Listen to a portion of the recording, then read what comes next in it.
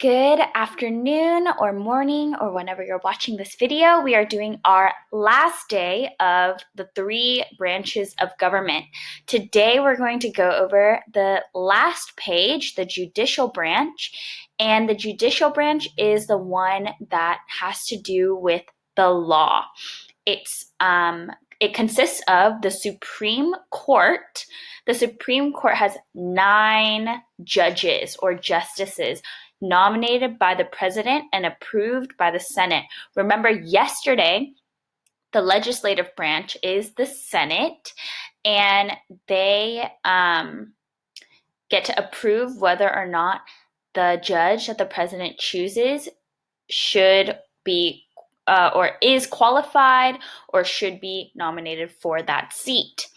Other federal courts, other government courts are under this branch of the government. So basically, the people who are in the judicial branch make sure that the laws that the legislative branch and the executive branch approve of are kept. And a number of really large cases, very controversial cases, are taken up to be decided by the Supreme Court.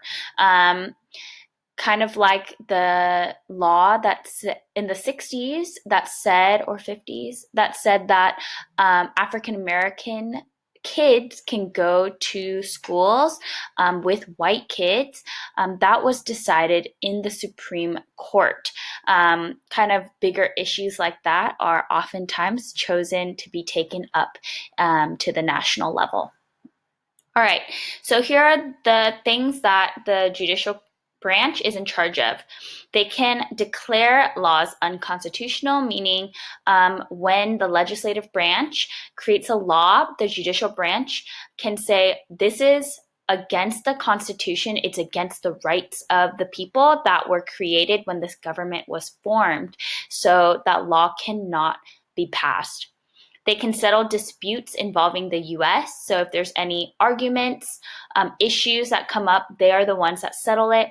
Can settle disputes between the states. If multiple states are having trouble between each other, they kind of come in between. The Chief Justice presides over an impeachment trial of the president. If the president does something that is worth impeachment, the Chief Justice presides over an impeachment trial of the president. So those are the things that the judicial branch covers. In terms of,